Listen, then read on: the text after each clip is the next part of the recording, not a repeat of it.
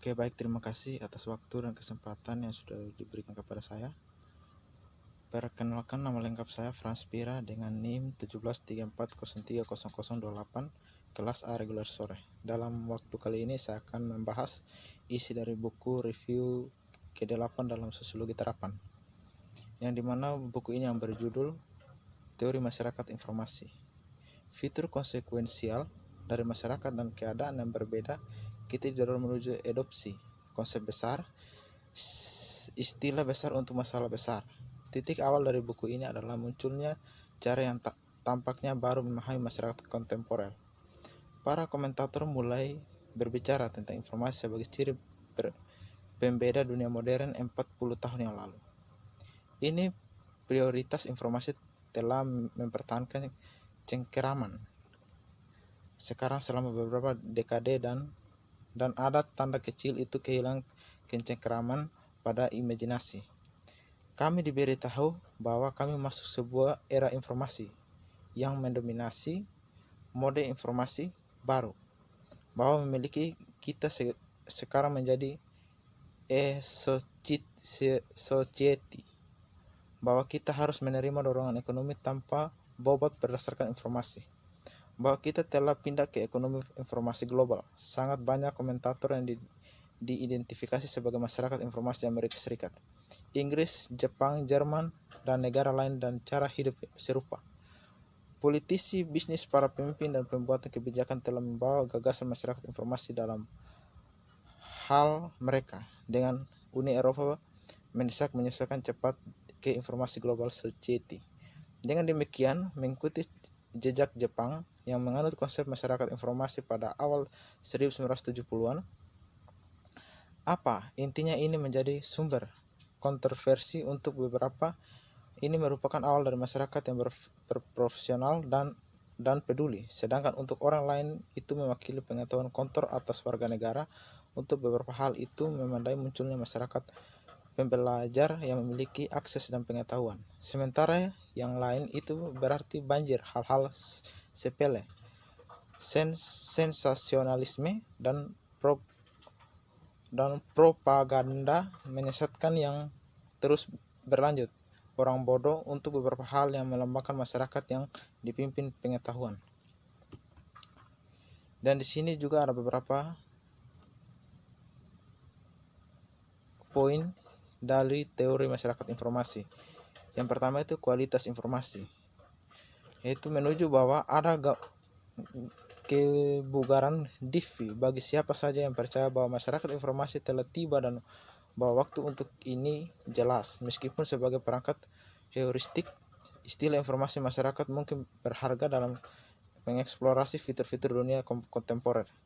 Itu terlalu eksak untuk mendapat diterima sebagai istilah definisi untuk alasan ini. Sepanjang buku ini, meskipun saya kadang-kadang harus menggunakan konsep itu dan mengakui bahwa informasi memainkan peran penting pada usia saat ini. Saya mengungkapkan kecurigaan sehubungan dengan skenario masyarakat informasi dan tetap skeptis dengan pandangan bahwa informasi yang membedakan dari zaman kita. Namun untuk saat ini saya ingin membangkitkan beberapa budaya divi lebih lanjut dan bahasa masyarakat informasi. Masalah pertama menyangkut langkah-langkah kuantitatif versus kualitatif yang saya singgung dalam bab sebelumnya. Kekhawatiran saya sebelum adalah chiefly bahwa pendekatan kuantitatif gagal membedakan secara lebih strategis signifikasi aktivitas informasi dari apa yang rutin dan tingkat rendah, dan bahwa homogenisasi ini bisa sangat menyesatkan. Sepertinya dimasuk akan hal-hal akal untuk makan, misalnya administrator office sangat menyesatkan, seperti tidak masuk CE dan kepala eksekutif, sama seperti untuk menyamakan bubuk dan monograf penelitian. Di sini saya ingin meningkatkan kembali masalah kualitas, terutama karena menanggung pertanyaan apakah masyarakat informasi menandai istirahat dengan jenis masyarakat sebelumnya. Yang kedua, informasi dan diberitahu. Cara lain untuk mengajukan pertanyaan ini adalah dengan mempertimbangkan perbedaan antara memiliki informasi dan diberitahu. Sementara diinformasikan menyaratkan bahwa seseorang memiliki informasian itu adalah kondisi yang jauh lebih besar daripada memiliki akses ke masa informasi. Mengingat perbedaan ini mendorong skeptis terhadap mereka yang diambil oleh pertumbuhan informasi yang luar biasa. Tampaknya yakin bahwa ini memberi sinyal baru, umumnya unggul Saman. Bandingkan misalnya para pemimpin politik dan keseimbangan belas dengan mereka hari ini. Membaca yang pertama akan dibatasi untuk pers filosof klasik, Alkitab dan Shakespeare, dan pendidikan mereka sering tidak memadai dan dibatasi, berbeda dengan George W. Bush yang harus menyerahkan semua sumber informasi yang dapat membayangkan ribuan karyawan untuk memastikan bahwa tidak kesenjangan informasi tidak perlu dan keuntungan dari pendidikan Princeton. Orang-orang seperti John Adams, mantan Presiden Bush, bahwa memiliki perpustakaan museum khusus yang ditempatkan di Dallas dan menawarkan 70 juta halaman bahan teks, 200 juta email dan 4 juta fotographs dan 40 triviality dari catatan elektronik. Manhattan dan Leacock ini memiliki informasi, tetapi siapa bahkan membayangkan bahwa presiden sebelumnya kurang berpengetahuan luas. Dengan semua ini memunculkan pemahaman dan penilaian dari presiden baru-baru ini di Amerika Serikat. Dan yang ketiga, kualitas informasi. Menekankan bahwa informasi memiliki makna, menimbulkan pertanyaan yang berkaitan dengan kualitas informasi, bahwa ada gilirannya mendorong pandangan kritis pada mereka yang mengklaim bahwa kami tidak memasuki masyarakat informasi. Hampir selalu ini disajikan sama superior, lebih pintar, di mana orang-orang memiliki akses ke teknologi canggih dan bersuperabudansi informasi tersedia untuk mereka dalam sekejap.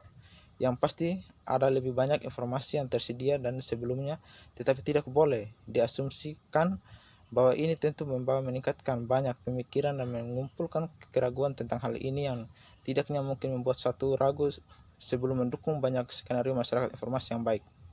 Dalam bab 8 kami memenuhi pemacetan pedas Herbert Schiller dari Metian Informan Sampah yang membandingkan dengan Jack Fat. Seperti yang di terakhir ini buruk bagi tubuh. Jadi yang pertama buruk untuk pikiran, karena itu trik pemasaran mengamat lain mengungkapkan keprihatinkan tentang generasi paling bodoh dan amnesia audiens terkunci di dalam loop internet. Dan yang ketiga, masyarakat pasca industri Daniel Bell. Di antara beberapa pemikiran yang berlanggang gagasan bahwa suatu jenis pemasaran baru muncul. Karakteristik terbaik dari masyarakat informasi adalah teori Daniel Bell tentang pasca industrialisme. Itulah umumnya penggunaan secara sinonim, meskipun Bell menciptakan istilah masyarakat pasca industri PI sejak tahun 1950-an. Ini mengambil untuk mengganti kata-kata informasi dan pengetahuan untuk putaran preview X pasca industri sekitar tahun 1980-an, ketika minat yang bangkit dan futurologi membengkak oleh minat. Meskipun demikian, Daniel Bell sejak awal minatnya pada peace menggarisbawahi peran sementara informasi pengetahuan satu kedatangan masyarakat industri pasca. Potret sosiologis Cegi dari masa depan embrionik yang pertama diterbitkan sebagai baku pada tahun 1973, meskipun telah muncul dalam bentuk esai sebelumnya dengan baik. Dengan perubahan teknologi ledakan yang dialami masyarakat maju dalam dihadapkan dengan kedatangan tiba-tiba teknologi baru yang datang dan cepat meresap ke dalam chess, proses industri, sekolah, dan rumah-rumah komputer segera tampak, di mana ada pencairan yang berdiri dengan mendesak untuk menemukan di mana semua perubahan ini memimpin, dan seolah-olah model siapa pakai yang tersedia di Daniel Bell adalah kedatangan pasca industrial society. Kita mungkin tidak akan terkejut bahwa banyak komentar membawanya langsung dari track. Tidak masalah bahwa Bell menawarkan konsep masyarakat basket industri sebagai konstruksi analitik, bukan gambar spesifik atau masyarakat konkret. Pohon sepertinya, terutama kepada jurnalis dan penulis pidato, menjadi tempat sebagai deskripsi dunia yang akan datang.